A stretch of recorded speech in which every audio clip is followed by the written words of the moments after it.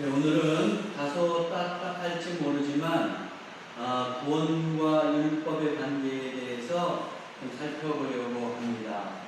우선 구원이란 무엇입니까? 한마디로 말하면 죄사함을 받고 천국의 백성이 되는 것입니다. 이 구원은 예수 그리스도로 말미암아 이루어집니다. 예수님은 이 땅에 오셔서 우리 죄를 사해 주시려고 십자가에 못 박히셨고 사흘 만에 부활하심으로 부활의 첫 열매가 되셨습니다. 이것을 믿고 예수님을 영접하는 사람은 구원을 받습니다. 죄사함을 받고 천국의 백성이 되어 영생과 부활을 누리게 됩니다. 율법을 지킨다고 선한 일을 한다고 해서 구원받는 것이 아닙니다. 그런데 초대교회가 처음 형성되었을 때는 진정으로 구원받으려면 예수님을 믿을 뿐만 아니라 율법을 지켜야 한다고 생각하는 사람들이 있었습니다. 안디옥 교회도 이런 생각을 하는 사람들로 인하여 혼란을 겪었습니다. 1절에 보니까 어떤 사람들이 유대로부터 내려와서 형제들을 가르치되 너희가 모세의 법대로 할 일을 받지 아니하면 능히 구원을 받지 못하리라 하니, 이 사람들은 주로 유대인으로서 바리새인이었다가 기독교인이 된 사람들입니다. 그 힌트를 우리는 5절에서 찾을 수 있습니다. 바리새파 중에 어떤 믿는 사람들이 일어나 말하되 이방인에게 할례를 행하고 모세의 율법을 지키라 명하는 것이 마땅하다 하니라. 할례를 행하는 것도 율법에 속한 것이기 때문에 바리새인이었다가 기독교인이 된 사람들은 율법을 지켜야 구원을 받는다고 생각했던 것입니다. 그렇다면 율법과 구원의 관계는 어떻게 될까요? 우리는 항상 구약 성서는 율법을 지킴으로 구원받는다고 기록되어 있는 것으로 생각하기 쉽고, 또 신약 성서는 예수 그리스도를 믿음으로 구원받는다고 생각하는 경향이 있습니다. 저는 오늘 구원과 율법의 관계가 어떠했는지 시대적으로 한번 고찰해보고 다음에 현대의 구원받은 그리스도인은 어떤 삶을 살아야 하는지 살펴보고자 합니다. 우선 이 구약 시대에는 율법과 구원에 대해서 어떻게 생각했을까요? 우리는 구약 시대에 하나님은 율법을 지키는 것을 통해서 구원을 허락하셨을 것이라고 생각하는 경향이 있습니다. 그러나 그렇지 않습니다. 하나님께서는 구약 시대에도 먼저 이스라엘 백성을 구원하시고 그 다음에 율법을 주셨습니다. 예를 들어서 이제 출애굽 사건을 한번 생각해 보세요. 하나님은 먼저 이스라엘 백성을 애굽에서 탈출시키시고 구원해 주셨죠. 그런 다음에 율법을 주셨어요. 그러므로 율법은 하나님께서 주신 구원은 하나님께서 주신 은혜의 선물입니다. 그리고 율법은 구원의 조건이 될 수 없고 하나님께서 구원해 주신 사람들이 마땅히 지켜야 할 선물이지 조건이 될 수 없다는 겁니다. 율법은 구원받은 백성이 마땅히 지켜야 할 것입니다. 이것을 잘 요약해주고 있는 것이 이제 신명기 6장 21절에서 25절 말씀이에요. 여기서 신명기에서 모세는 이스라엘 백성들에게 당부하고 있어요. 이스라엘 백성들이 가나안 땅에 들어가서 자손들을 낳으면 그들에게 두 가지를 꼭 권면하라고 이렇게 얘기합니다.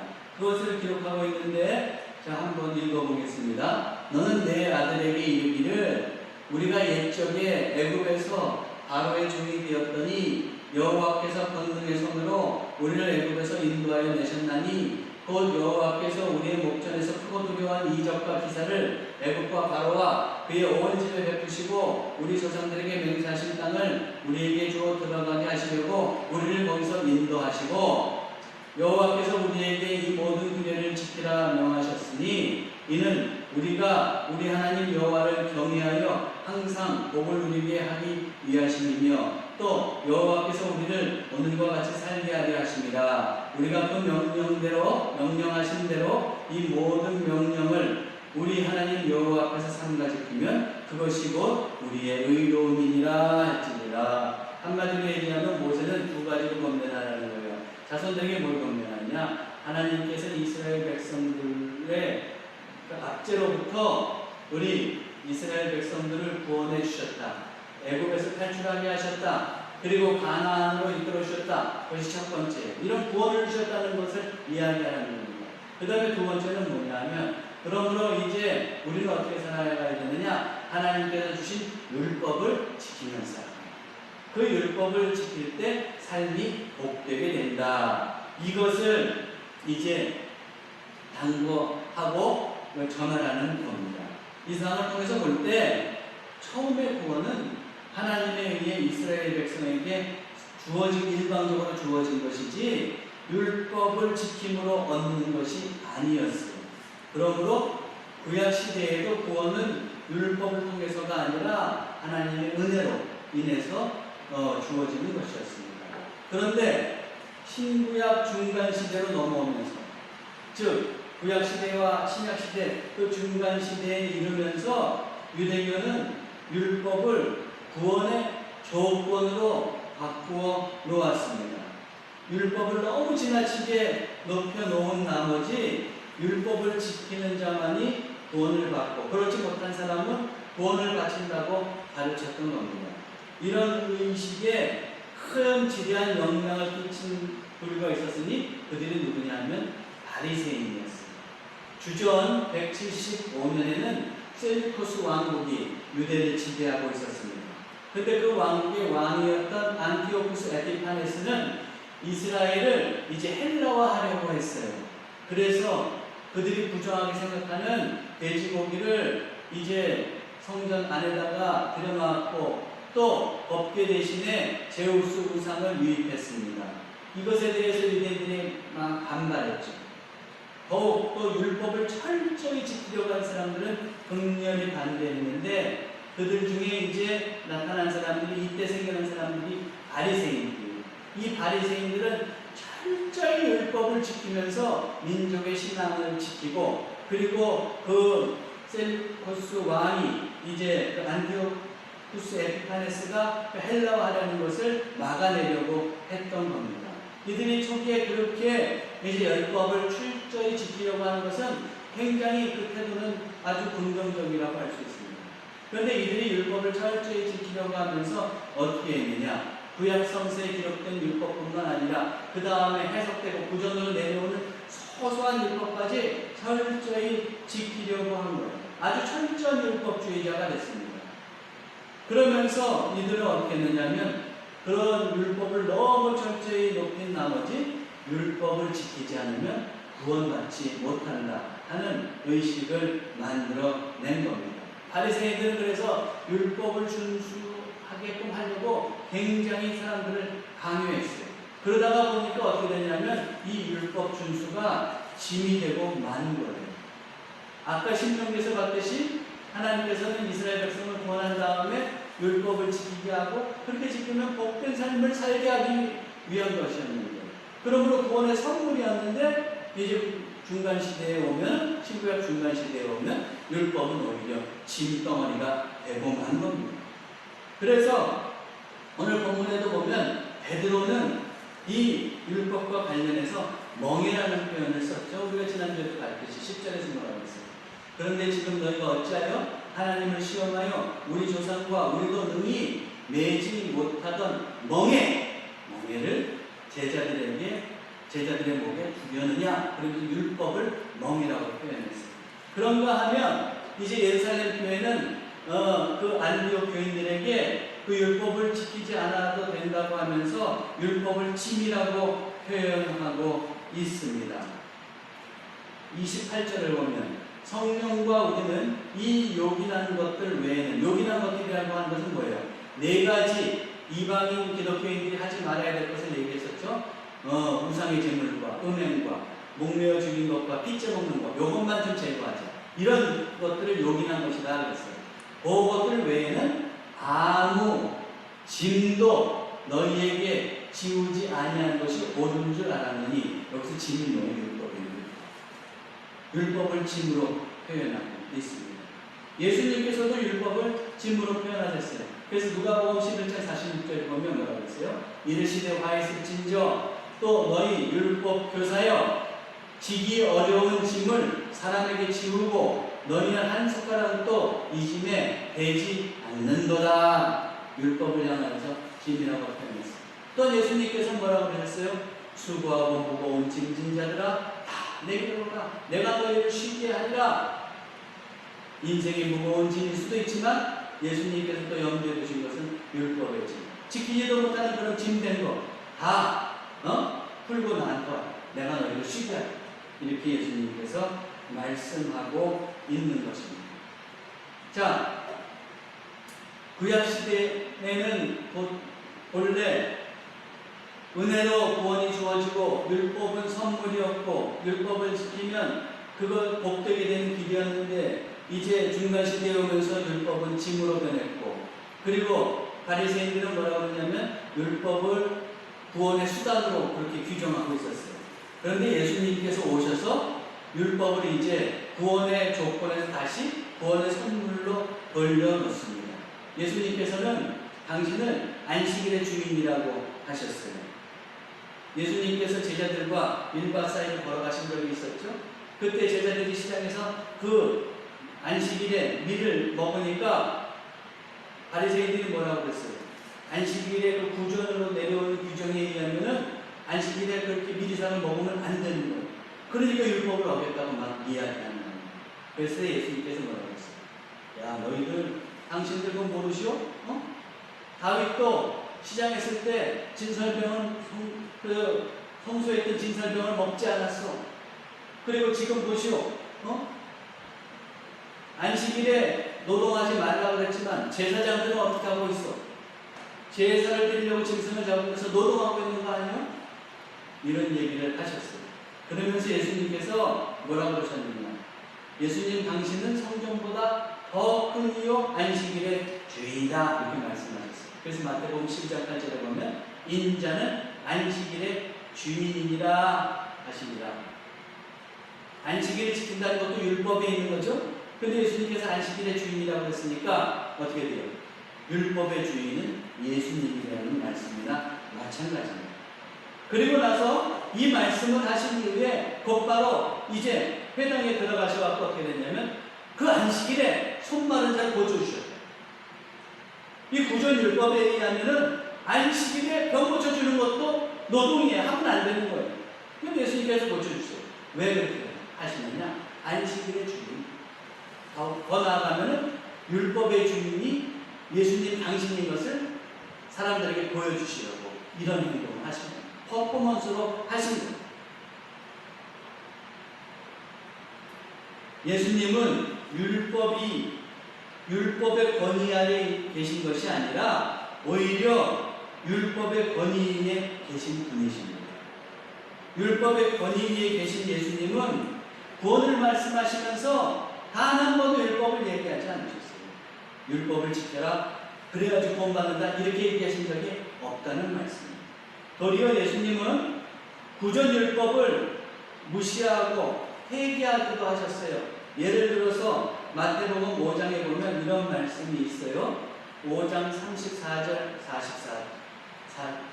43절 44절을 보면 이렇게 되어 있습니다. 또 내 이웃을 사랑하고 내 원수를 미워하라 하였다는 것을 너희가 들었으나 이건 구약성경에 안 기록되어 있지 않죠? 그런데 막 또 율법사들이 자기 나름대로 막 율법을 10계명의 율법을 막 이렇게 저렇게 해석하고 뭐 이러다가 구전으로 내려오는 것 중에 어떤 것이 있냐면 이웃은 사랑해도 되는데 원수는 미워해도 된다. 이런 것까지 만든 거예요. 이런 구전율법이 있었는데 예수님 어떻게 이걸 다 폐기해버리신다. 그러면서 뭐라고 해요? 나는 너희에게 이르노니 이런 얘기를 너희 들었는데 나는 너희에게 이르노니 너희 원수를 사랑하며 너희를 박해하는 자를 위하여 기도하라. 오히려 사랑하고 기도하라고 바꿔놓으셨어요. 구전율법을 폐기하시고. 또 예수님은 오경에 기록되어 있는 율법까지도 수정하셨어요.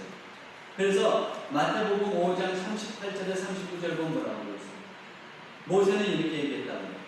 눈은 눈으로, 이는 이로 갚으라 하였다는 것을 너희가 들었습니다. 이것은 구약성경에 나오는 기록된 말씀입니다. 그런데 예수님께서 뭐라 그래요? 이걸 수정하세요. 나는 너희에게 이르노니 악한 자를 대적하지 말라.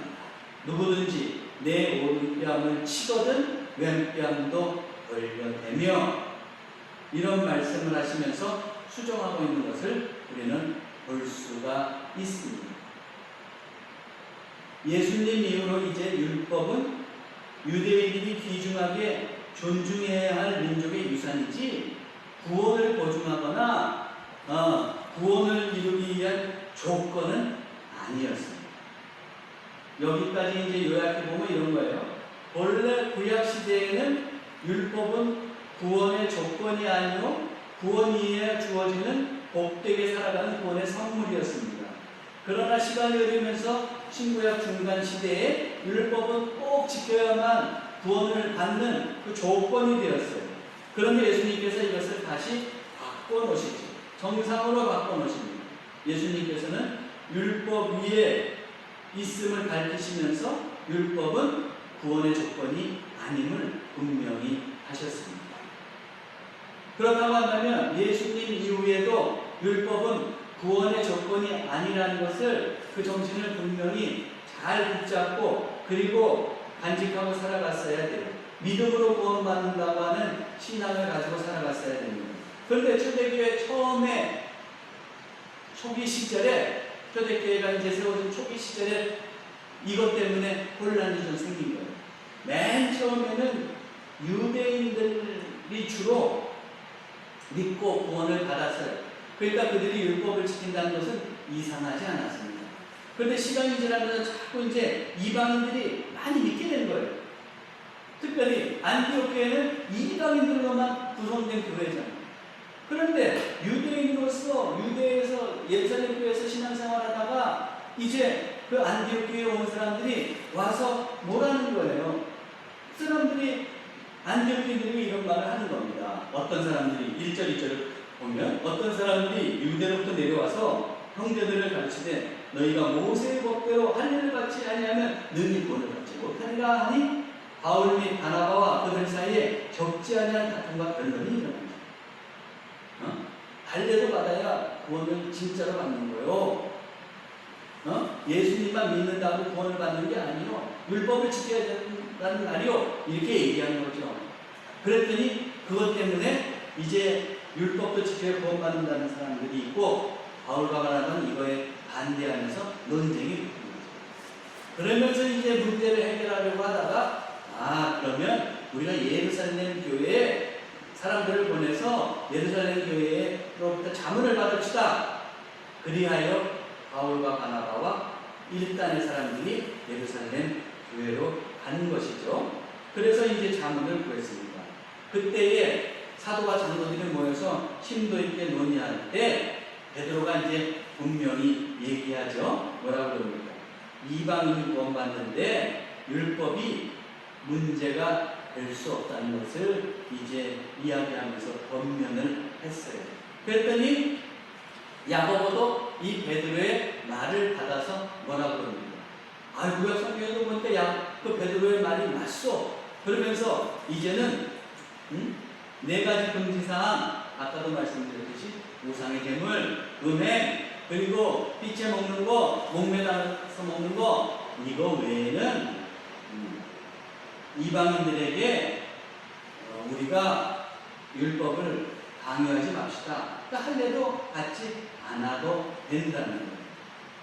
이 4가지 금지사항은 당시 유대교 있죠? 그 유대교 회당에서 이제 이방인들이 유대교인이 돼서 만약에 회당에 참석한다 그러면 그 사람들에게 간략하게 요구하는 사항이기도 했어요. 그 정도만 하면 되지 할례를 받고 그 다음에 율법을 철저히 지키지는 말자고 하자는 겁니다. 그런데 사실 이 4가지 금지사항도 초대교회에서 철저히 지켜진 것은 아니었어요. 우리가 그래서 고린도 전서에 보면 뭐예요? 우상의 제물 먹는 문제 나오잖아요. 그때 사도 바울이 뭐라고 그래요? 사실은 우상의 제물을 먹는 것에 대해서는 사실 우상의 제물, 우상은 아무것도 아니다. 먹어도 사실은 무방하다. 그런 얘기를 하고 있는 거예요. 그렇지만 믿음이 연약한 사람들 있잖아요. 그런 사람들이 다른 기독교인이 우상의 제물을 먹는 걸 보면 그것 때문에 시험에 들 수 있고 걸려 넘어질 수 있잖아요. 덕을 세우기 위해서 우상의 제물을 먹지 말자, 그렇게 얘기하고 있어요. 이런 논조를 볼 때에 어떻습니까? 이 네 가지 금기사항도 아주 철저한 것은 아니었던 것을 우리가 볼 수가 있어요. 어쨌든 안디옥 교회에서 문제가 발생함으로 인하여서 초대교회는 이제 정확하게 이것을 규정지었는데, 율법은 구원의 조건, 수단이 될 수 없다는 것을 천명한 것이죠. 구원은 믿음으로 말미암는 것이지 율법이나 선행을 통해서 주어지는 것이 아닙니다. 구원은 공로주의로 되는 것이 아니에요. 자, 오늘날 우리 개신교회들이 이거 정확하게 잘 알고 있습니다.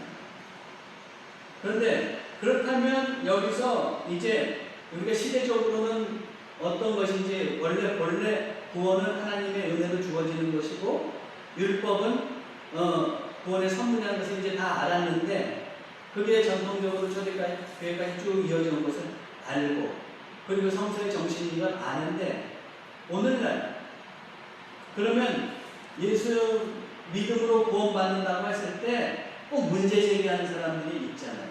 뭘 문제 제기하냐? 그러면 예수님을 믿음으로 구원을 받는다고 했으니까, 그러면 예수님을 믿어서 구원받은 다음에 내 마음대로 살아도 되는 겁니까? 이렇게 이해하는 사람 꼭 있죠. 근데 이거 사실 말이 안 되는 거예요. 이런 문제 제기를 할 필요가 없는 거예요. 왜냐하면 은혜로 구원을 받고 천국의 백성이 됐어요. 그러면 하나님께서 원하시는 방식대로, 천국의 방식대로 사는 것이지.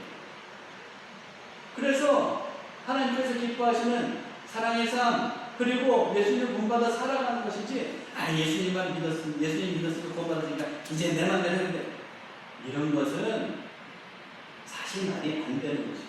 근데 그럼에도 불구하고 이 문제를 제기하는 사람들이 있습니다. 그렇다면 우리 믿는 사람들은 믿음으로 구원받았으니까 그 이후에 윤리적인 바른 삶은 무시하면서 살아도 되는 것입니까? 이때 우리가 구약에서 주어졌던 구원과 율법의 관계를 주목해 봐야 돼요. 이 패턴을 주목해 봐야 돼요. 하나님께서는 이스라엘 백성을 애굽에서 건져주셨어요.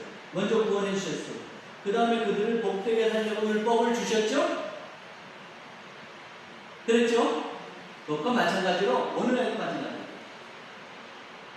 하나님께서는 예수 그리스도를 고백하는 사람들을 일방적으로 은혜로 구원해 주셨어요. 그 다음에 어떻게 하냐면 성화의 삶을 살기를 원하십니다. 패턴이 똑같아요. 율법을 지키면서 살지는 않습니다. 율법은 어때요? 구약 시대에 구약의 백성들이 지키면서, 그 문화에서 지키면서 살아가야 될 것이에요. 물론 십계명의 정신은 지금까지도 면면이 이어져 내려오는 것이 우리가 반드시 지켜야 될 것이죠. 그러나 거기서 해석하고 또 해석한 규례와 규칙들, 이런 것들이 우리에게 해당되는 건 아니에요. 대신에 우리는 예수 그리스도를 믿고 구원을 받았으면 어떻게 되는 거예요? 그 십계명 정신에 이어서 이제 어떻게 합니까? 사랑의 삶을 살고, 그리고 예수 그리스도를 본받는 성화의 삶을 살아가야 되는 겁니다. 그래서 에베소서 4장 13절 14절에 보면 여기서 사도 바울이 이렇게 얘기하고 있는 거예요. 우리가 다 하나님의 아들을 믿는 것과 아는 일에 하나가 되어 온전한 사람을 이루어 그리스도의 장성한 분량이 충만한 데까지 이르리니, 온전한 사람을 이루고 그리스도의 장성한 분량이 충만한 데까지 이르리니, 이는 우리가 이제부터 어린아이가 되지 아니하여 믿기만 하고 제 맘대로 사는 그런 영적인 어린아이가 되어서는 안 되는 것이죠. 사람의 속임수와 간사한 유혹에 빠져 온갖 교훈의 풍조에 밀려 요동하지 않게 하려 합니다. 여기서 알 수 있듯이 이제 그리스도인은 은혜로 구원을 받았으면 그 다음에 성화의 삶을 살면서 그리스도의 장성한 분야까지 이르러 갑니다. 초대교회는 분명히 예수 그리스도를 믿음으로 구원받는다는 것을 그 예수님의 정신에 따라서 분명히 했어요. 이제 그랬는데 중세교회로 오면서 어떻게 됩니까? 자꾸 관습과 전통을 따르는 거예요. 그러다가 보니까 믿음으로 구원받는다는 것을 망각하게 됐어요. 이때 어떻게 됩니까? 마틴 루터가 나타나서 오직 은혜, 오직 믿음, 오직 성서 하면서 믿음으로 구원받는 것을 강조하고, 그 이후로 개신교는 오직 믿음으로 구원받는다는 것을 확고히 하고 있어요.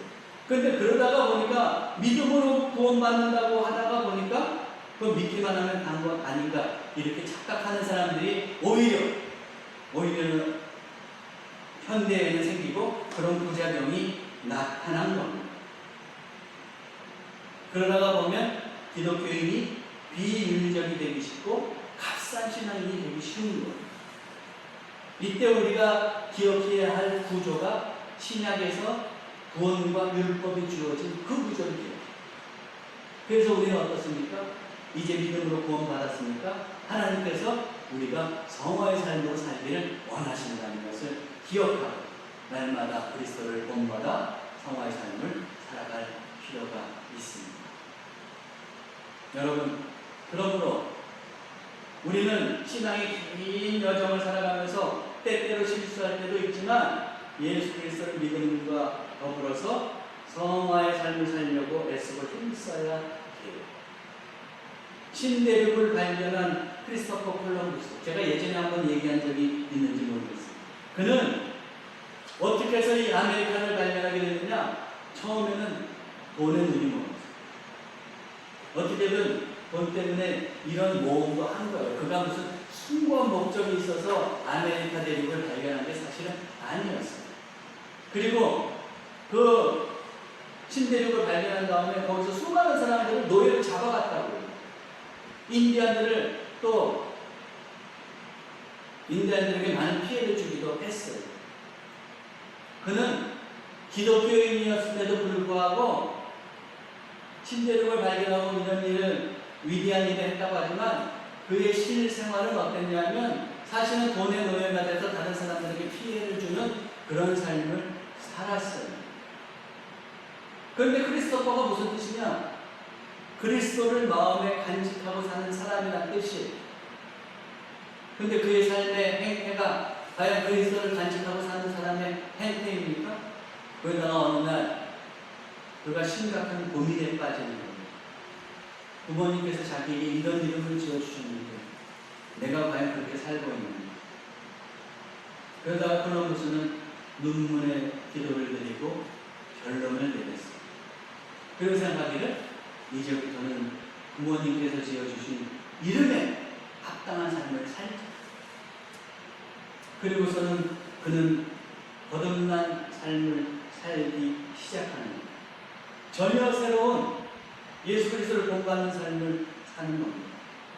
그는 세상을 떠나기 전에 이런 말을 남겼습니다. 나는 14년 동안만, 죽기 전에 14년 동안만, 노년에 14년 동안만 크리스토퍼 콜럼부스요. 그 기간이 내 일생 중 가장 행복하고 보람 있는 세월이요. 여러분, 성화의 삶을 살면 손해볼 것 같죠? 그러나 말년에 정말 주님 앞에 갈 때는 그게 복된 인생입니다. 그래서 구약에서도 하나님께서 이스라엘 백성들에게 율법을 주면서 율법대로 살면 복되다고 하신 거죠. 오늘날 우리도 마찬가지예요. 예수 그리스도를 믿고 구원받은 사람으로서 성화의 삶을 살면 그것이 진정 복된 인생이 되는 겁니다. 또한 하나님께서 기뻐하시는 인생이 되는 겁니다.